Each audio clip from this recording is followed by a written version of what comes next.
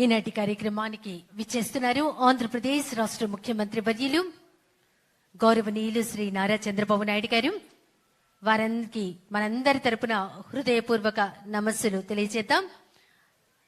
సంవిధాన్ హత్యా దివస్ భారత చరిత్రలో అత్యంత చీకటి అయినటువంటి ఎమర్జెన్సీ పరిస్థితి, ఎమర్జెన్సీని విధించి 1975 జూన్ 25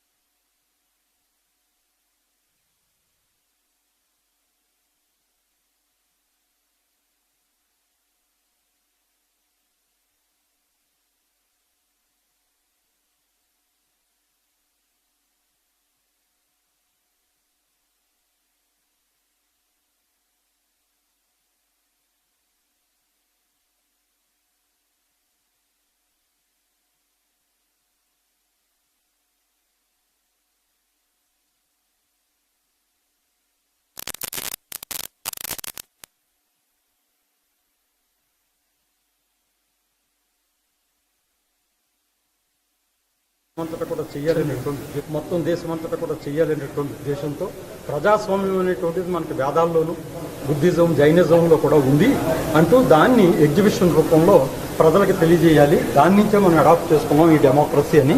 ఫస్ట్ వేదం సార్, తర్వాత జనపదాలు సార్, బుద్ధ సంఘాలు సార్, జైన గ్రంథాలు సార్, అర్థశాస్త్రం, తర్వాత అశోకనీక శాసనాలు సార్. ఈ గ్వాలియర్ ఆలయ శాస్త్రంలో లేయర్స్ ఆఫ్ ది పవర్ అనే దాన్ని స్కల్ప్చర్ రూపంలో ఉండేది సార్ ఆ రోజుల్లోనే. తర్వాత నేరు తమిళనాడులో ఉన్నటువంటి శాసనం సార్. ఈ శాసనంలో మొట్టమొదటి బ్యాలెట్ ఎలా ఉపయోగించారు అనేటువంటిది 11వ శతాబ్దంలోనే వాళ్ళు చేశారు సార్. రాజులను కానీ ప్రజలను కానీ ఏ విధంగా మనం ఎన్నుకోవాలనేటువంటి పద్ధతి. తర్వాత ఈ ప్రజాస్వామ్యంలో ఉన్నటువంటి సంప్రదింపులు, స్వేచ్ఛ, ఈశాన్య భారతంలో లోకతంత్రం, అదేవిధంగా బసవేశ్వరుడు ద్వారా సామాజిక ఇది అనుభవ మంటపం ద్వారా అందరి సమస్యలు తెలుసుకోవడం ప్రజాస్వామ్యం సార్. దాన్ని మనం కన్వర్ట్ చేసుకుంటూ గ్రామీణ మరియు పట్టణ ప్రాంతాల్లో అట్టడుగు స్థాయిలో ప్రజాస్వామ్యాన్ని ఏ విధంగా ఉండాలి అనేటువంటిది ప్రజాస్వామ్యానికి మూలస్తంభంగా ఇచ్చేశారు. తర్వాత బ్రిటిష్ వారు కొన్ని సంస్కరణలు చేశారు సార్. ఆ సంస్కరణల ద్వారా కొన్ని హక్కులు మనకి సంక్రమించాయి. మెర్లోమింటర్ సంస్కరణలు, మోంటాక్సిమ్స్పర్ట్ సంస్కరణలు, ప్రభుత్వ చట్టం. తద్వారా మనం రాజ్యాంగాన్ని 1949లో మనం చేసుకున్నాం సార్. తర్వాత ఓటు హక్కు వచ్చింది సార్. అందరికీ కూడా ఓటు హక్కు ద్వారా వచ్చింది సార్. ఇది పార్లమెంటరీ వ్యవస్థ సార్.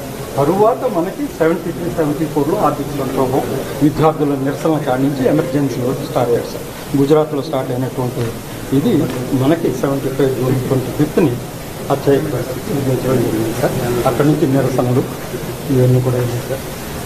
74లో పాట్నాలో జరిగినటువంటిది ఆ రాత్రే 25వ తారీఖున మనకి ఎమర్జెన్సీని విధించడం జరిగింది సార్. ఇది అత్యవసర పరిస్థితి జూన్ 75 సార్. 12 సార్ ఒక చారిత్రాత్మక అంటే కోర్టు తీర్పు ద్వారా ఇందిరాగాంధీ గారు చూస్తే ఆమె సుప్రీంకోర్టుకి వెళ్ళడం, అప్పుడు స్టే తేవడం, ఈ క్రమంలోనే 25 చేయడం జరుగుతుంది సార్. దానికి ప్రజల నుంచి వ్యతిరేకత బాగా వస్తుంది. ఆనాటి రాష్ట్రపతి వాళ్ళు పెట్టినటువంటి సమయం ఈ విధంగా ఫ్లైట్ ఫర్ 50 తయారు చేశాం సార్. ఎంటైర్ మన స్టేట్ అంతా కూడా మనం తీసుకున్నాం. Okay, good. మీరు ఎక్కడున్నారు? 75 మీ కాలేజీలో ఉన్నాను. Post graduation. నమస్కారం. నమస్కారం అండి. భారత చరిత్రలో అత్యంత చీకటి దశ అయిన ఎమర్జెన్సీ యొక్క మితిమీరిన చర్యల కారణంగా బాధపడిన ప్రతి వ్యక్తికి నివాళులు అర్పించేటువంటి ఈ రోజు సంవిధాన్ హత్యా దివస్. మరి ఈనాటి కార్యక్రమానికి విచ్చేశారు ఆంధ్రప్రదేశ్ రాష్ట్ర ముఖ్యమంత్రి వర్యులు గౌరవనీయులు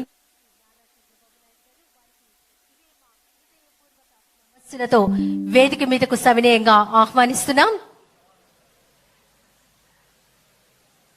ఈనాటి కార్యక్రమానికి విచ్చేశారు ఆంధ్రప్రదేశ్ రాష్ట్ర ముఖ్యమంత్రి వర్యులు గౌరవనీయులు శ్రీ నారా చంద్రబాబు నాయుడు గారు. వారికి ఇవే మా హృదయపూర్వక నమస్సులతో వేదిక మీదకు రావాల్సిందిగా సవినయంగా ఆహ్వానిస్తున్నాం. రాష్ట్ర వైద్య శాఖ మంత్రులు సత్యకుమార్ యాదవ్ గారికి హృదయపూర్వక నమస్సులు. రాష్ట్ర పర్యాటక సాంస్కృతిక సినిమాటోగ్రఫీ శాఖ మంత్రులు కందుల దుర్గేష్ గారికి, అలాగే విజయవాడ సెంట్రల్ నియోజకవర్గ శాసనసభ్యులు శ్రీ బోండా ఉమామహేశ్వరరావు గారు, విజయవాడ పార్లమెంట్ సభ్యులు కేసినేని శివనాథ్ గారు, తిరువురు శాసన సభ్యులు కొలికిపూడి శ్రీనివాసరావు గారు, అలాగే special CS tourism and culture Ajay Jain IAS గారు, ఎన్టీఆర్ జిల్లా కలెక్టర్ శ్రీ డాక్టర్ లక్ష్మీ షా గారు, వీరందరికీ హృదయపూర్వక నమస్సులు తెలియజేస్తున్నాం.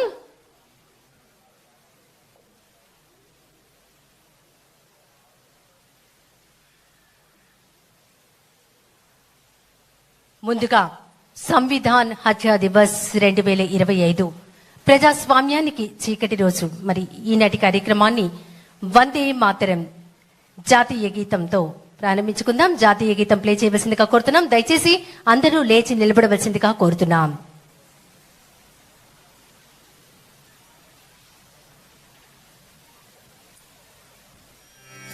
వందే మాతరం, వందే మాతరం, సుజలా సుఫలా మలయజ శీతలా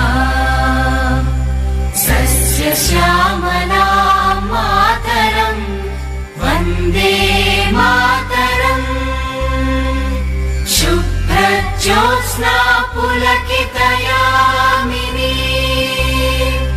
పుల్లకుసుమిత ద్రుమదళ శోభినీ సుహాసిని సుమధుర భాషిణీ సుఖదాం వరదాం మాతరం, వందే